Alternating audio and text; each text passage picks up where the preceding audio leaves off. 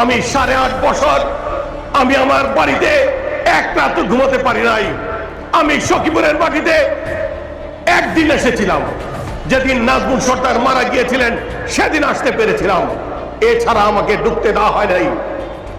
আমি যদি এই এলাকায় আসতে পারতাম, আমার মানুষেরকে খবর নিতে পারতাম।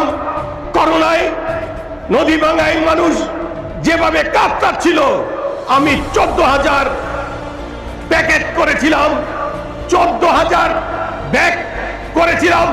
এই 14,000 ব্যাগ নড়িয়া সখীপুরে দিব।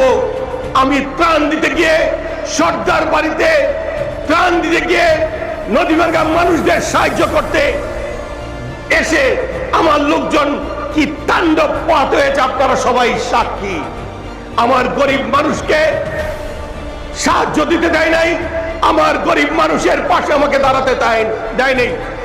আজকে যখন 8.5 বছর পরে যখন এলাকায় এসেছি, আমার গরিব মানুষ আর আমার কাছে আসতে কোনো বাধা রইল না।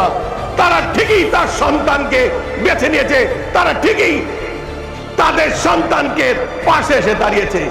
এই জন্য বলি, অন্যায় জুলুম নির্যাতন করে ভালোবাসাকে বন্ধ রাখা যায় না। যেমনি আমার প্রতি ভালোবাসা এই সখীপুর নয়রার মানুষের ভালোবাসা দাবিয়ে রাখতে পারে নাই। আমি